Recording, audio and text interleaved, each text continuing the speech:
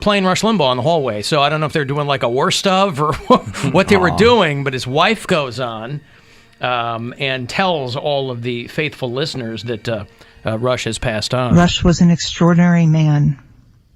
His fourth wife, by the way.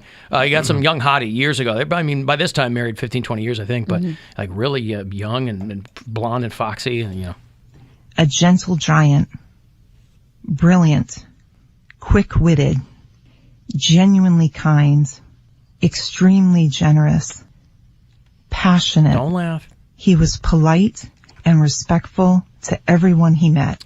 Right. Listen, that is a grieving widow speaking. Obviously, none of what she said tracks in real life, but she's a woman who is grieving. And so those were some of her words, and she went on and on and on. And is she grieving, or is she like, I got to put on a good face? Because well, she's his wife. I'm sure yes, she's... and every marriage is absolutely 100% all about love. I know, There's but again... She really loved... She would have loved him no matter what, whether he was Rush Limbaugh, the radio star, or Rush Limbaugh, the, drive-through worker. I will take her at her word. I will give her the benefit of the doubt that as his wife, she's grieving.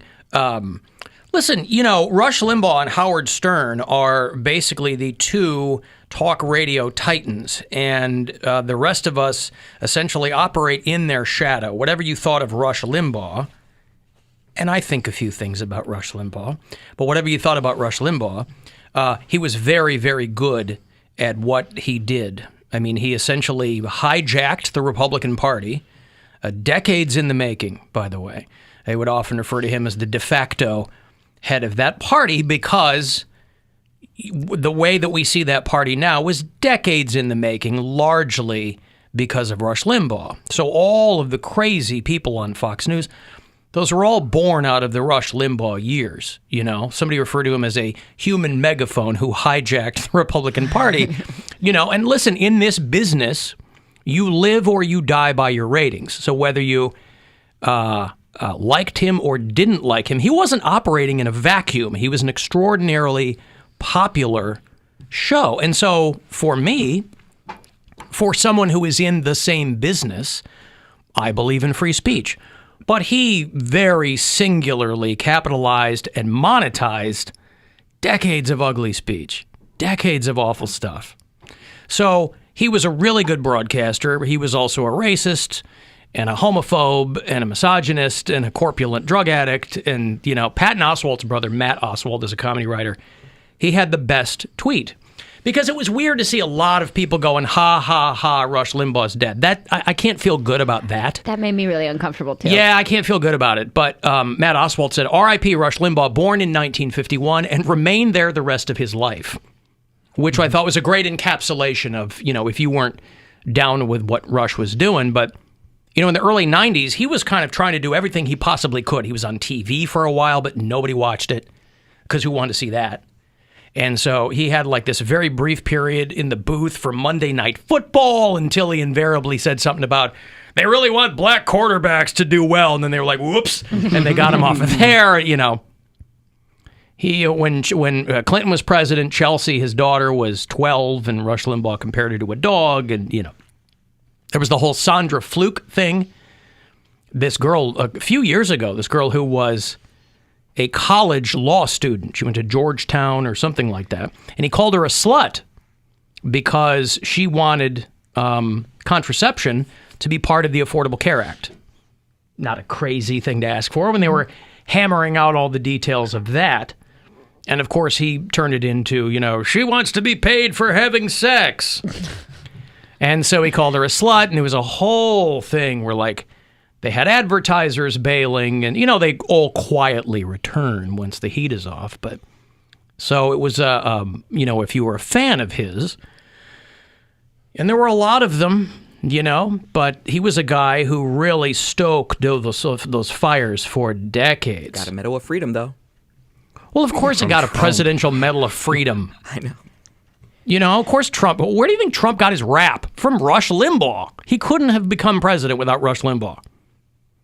So, yeah, for 30 years, his hot take on anything was, for a lot of people, the exact opposite of what you would think. You know, COVID's fake, and Obama's Haitian, or whatever the hell he said he was. He did like a Barack the Magic Negro song, and, you know. And he very famously said that he wanted to see Obama fail because he disagreed with his policy. I want to see Obama fail. When Democrats rightly wanted the same for Trump, it was an affront to the very fabric of this republic. So it was... They never gave him a chance. Never gave him a chance. That's right. So I can't feel good about taking pleasure in someone passing away, but I do say good riddance to what that guy was doing. I don't know what the radio stations that are kind of built on Rush Limbaugh, I don't know what they do next. I don't know what, you know, I'm sure there are people just salivating trying to get that spot. You're going to have a Hannity or a Bill O'Reilly or somebody like that. Who knows? But I will take his wife at her word that she's broken up. Because he was wealthy, and, you know. Is there any chance that there's truth to what she's saying, that he put on that whole front for radio and was this really loving guy? Like, he knew where he got his money, and he knew who he appealed to. Well, no, listen. You know? She said he was generous and polite to everybody he met. Yeah. That is probably true. Yeah. It's very hard to be mean to someone to their face. Well, that's what I'm saying. And this is like one of these things that a lot of... This is a line that a lot of people who say incendiary things publicly walk, where when they get in trouble, they go, I'm just an entertainer. Yeah. I'm an entertainer. It's an opinion show. Yeah, well, and it is. Yeah. It is, you know. But you also kind of have to be aware enough of what you say and what the consequences of that could possibly be. But again, he was employed by this company. The syndication arm of this company paid him tens of millions of dollars because that's what he was worth. Now, whoever replaces him ain't going to get a fraction of that money. He's not Rush Limbaugh. But anyway, if you didn't like what he did, just for me as a broadcaster, he was a big deal. So anyway, good riddance. I've got to take a break. $1,000 coming for you around